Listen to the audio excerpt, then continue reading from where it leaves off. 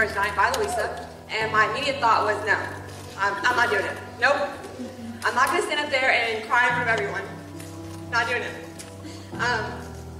Because I'm already crying.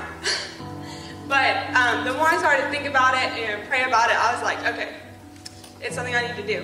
And so when I decided to speak, I thought about what I was going to say, and I decided to talk about two things. God loves you right in the midst of your sin, and God always has a why for the things that he does. My story is a lot like Brandy's. I've always grown up in church. I've always been like the Christian kid, the good girl, whatever.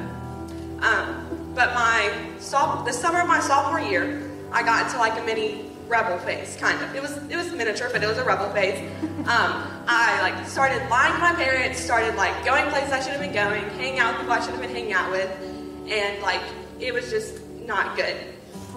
I was looking for acceptance and love in all the wrong places where Jesus wasn't there.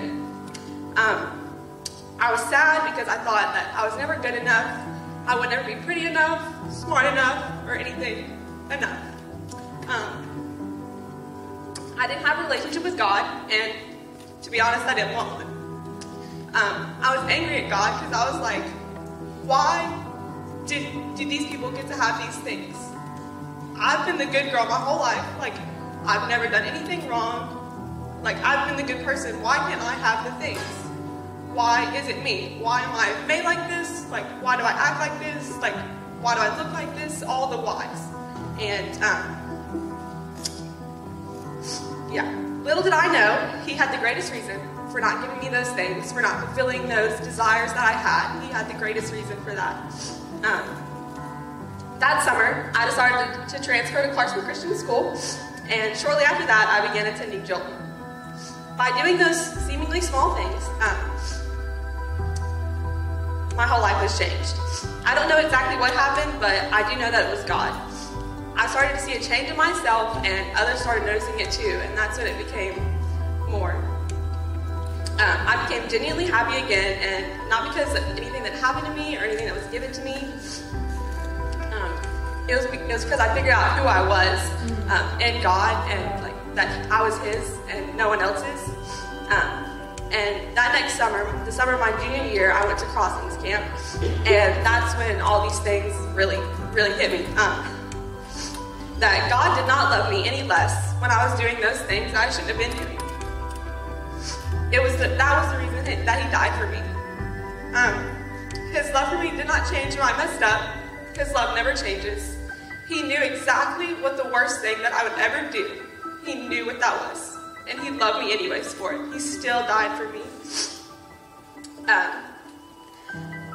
It was at this point that I realized that why God didn't give me the things that I thought I wanted. Why He didn't give me a boyfriend. Why I was sad. Why I never felt good enough. All those things now had an answer. If I would have had a boyfriend, I never would have switched schools. I would have still been at Springfield, and that would have meant I wouldn't be here. I would have never met my best friends. Never met my favorite little sister I could ever ask for. I never would have met the coach that changed my life. If I was happy, I also wouldn't have moved schools, and I wouldn't have a relationship with God. If I didn't see that need for Him in my life, I wouldn't have had it. I wouldn't be going to Welch for college. That would be the last place I would go, to a Christian college. That'd be the last place I'd go if I went to Springfield.